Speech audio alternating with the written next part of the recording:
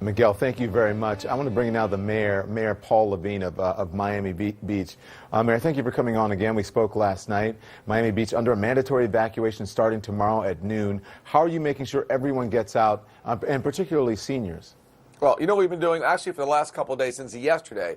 I've been telling the people of Miami Beach, especially the residents and the visitors, time to leave. Get out before the mandatory evacuation order comes. And a lot of them have been listening. We've been trying to reduce the flow as much as possible. But starting tomorrow, we're going to be even that much more aggressive.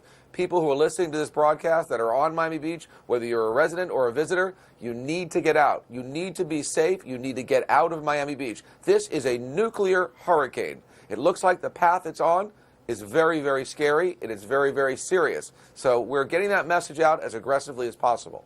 What about tourists and other people who may not have cars? How do they get out? What's your advice to them?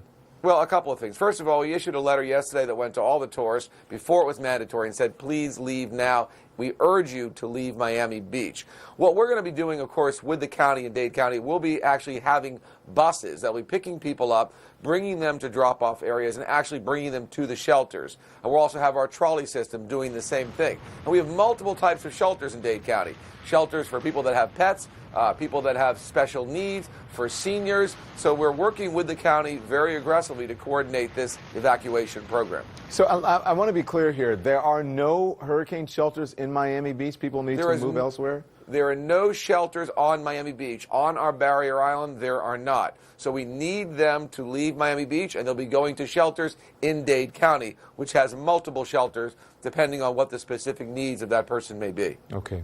We're seeing long lines for gas, for water, and I'm wondering if there are enough supplies for people. We also saw a storm chaser out. I think it was in somewhere in Miami. Gas station closed.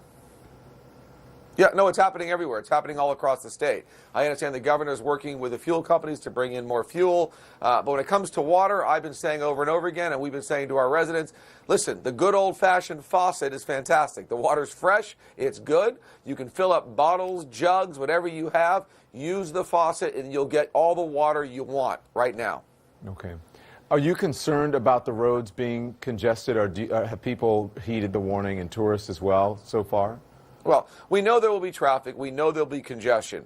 And that's okay, because we want the people to vacate Miami Beach. We'll be working with our police, our fire department, to make sure it is as orderly as transition as possible to get the people off Miami Beach. But once again, we're going to use public transportation to reduce the amount of cars. We've opened up all our garages in the city free for residents to put their cars to protect them during this storm, because as you know, we could expect a storm surge of some serious flooding.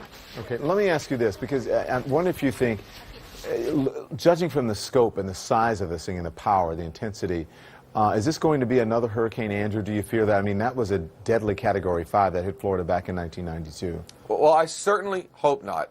And I hope that we are as prepared as possible as a county and as a city. But once again, you never know, and you can only prepare as much. At a certain point, preparations give way to prayer.